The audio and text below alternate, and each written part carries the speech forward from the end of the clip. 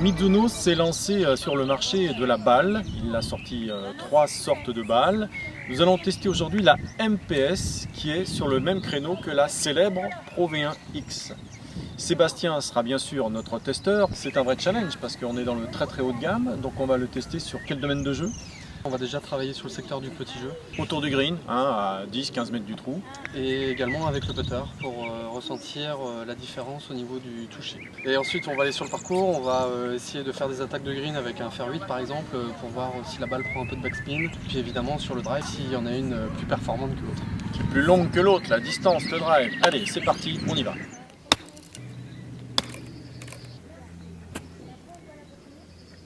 Sur des petites chips comme ça, à 10-15 mètres, je note pas vraiment une grosse différence entre les deux, que ce soit au niveau du toucher ou au niveau de l'accroche de la balle. Je dirais qu'un joueur intermédiaire fera aucune différence entre les deux. J'ai pas trouvé quelle était la Mizuno de la taille classe en fermant les yeux, donc au niveau du toucher, impossible de trouver une différence. Et par contre, ce qui est assez marrant, c'est que la coque de la Mizuno accroche beaucoup plus comme ça par rapport à la taille classe. Donc on sent que déjà naturellement sur la coque il y a la matière qui aura tendance à accrocher un peu plus que sur la taille classe. Mais bon, après dans les conditions réelles, je n'ai pas vraiment ressenti une différence en tout cas au niveau de l'accroche sur des petites approches. Et maintenant on va sur le fairway les essayer, coup de fer 8 et drive.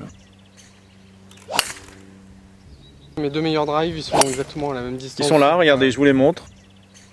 J'ai pas eu un gain de distance avec l'une ou l'autre. Pour moi, c'est encore une fois match nul.